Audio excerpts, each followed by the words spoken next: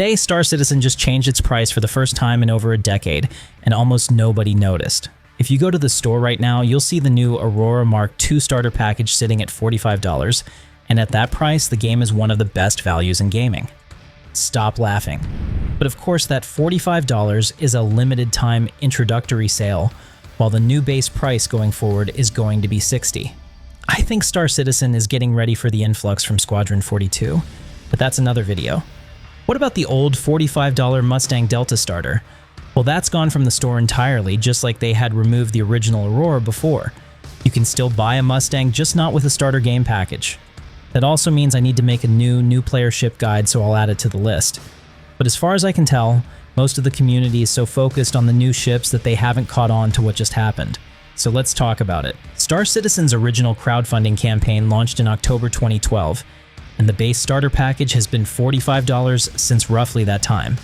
Through a global pandemic, through a period of inflation that hit harder than anything we've seen in decades, through an entire generation of game prices climbing from 60 to 70, and now staring down 80 and 90 bucks for collector's editions and early access bundles. In that respect, CIG held that $45 line longer than almost any active game in the industry.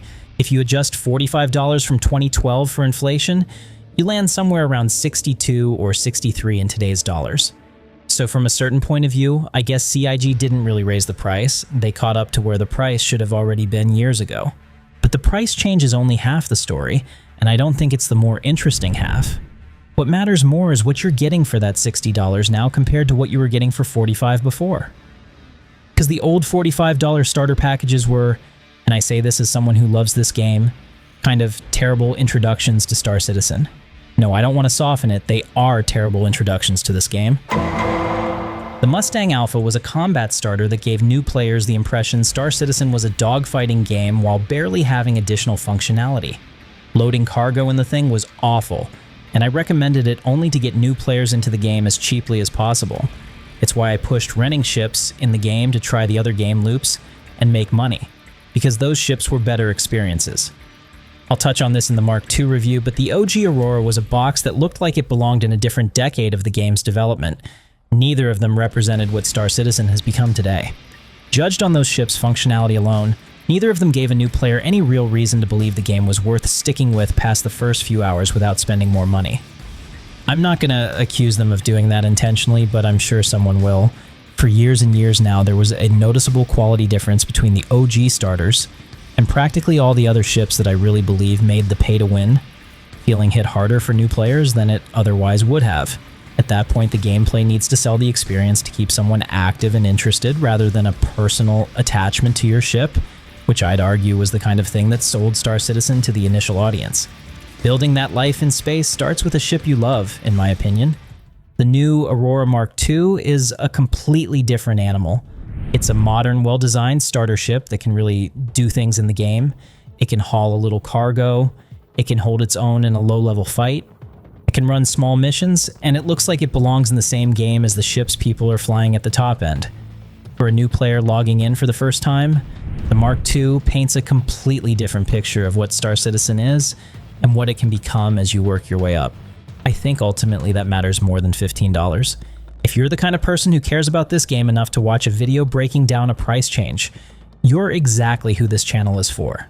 I cover Star Citizen from the perspective of someone who's been in it for years and still finds reasons to stay. I've got a full Aurora Mark II review coming soon, so if that sounds like your kind of crew, join up and hit subscribe so you don't miss it.